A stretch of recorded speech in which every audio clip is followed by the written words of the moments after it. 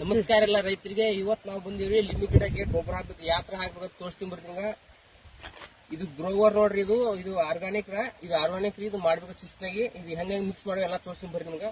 ಅದ ಬಗಿಟ ನೀರ್ ತಗೊಳ್ರಿ, ಆ ಪ್ಯಾಕೆಟ್ ಒಳಗೆ ಈ ತರ ಇರ್ತವ್ರಿ, ಪುಡಿ ಇರ್ತರಿ, ಅದು ಮಿಕ್ಸ್ ಮಾಡ್ಬೇಕು ನೋಡಿ ಬಗಿಟ್ಯಾಗ್ರಿ. ಯಾರಿ ಈ ತರ ಒಂದೊಂದು ಮಿಕ್ಸ್ ಮಾಡ್ಕೋಬೇಕ್ರಿ ಎಲ್ಲ ರೀ.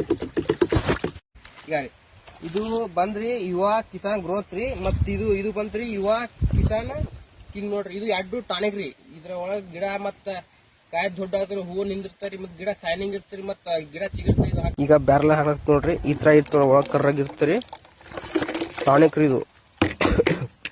ಈಗ ಇದು ಬಂತು ಯುವ ಕಿಸಾನ್ ಕಿಂಗ್ ನೋಡ್ರಿ, ಇದು ಬ್ಯಾರೆ ಅದು ಬ್ಯಾರೆ ನೋಡ್ರಿ. ಈಗ ರೀ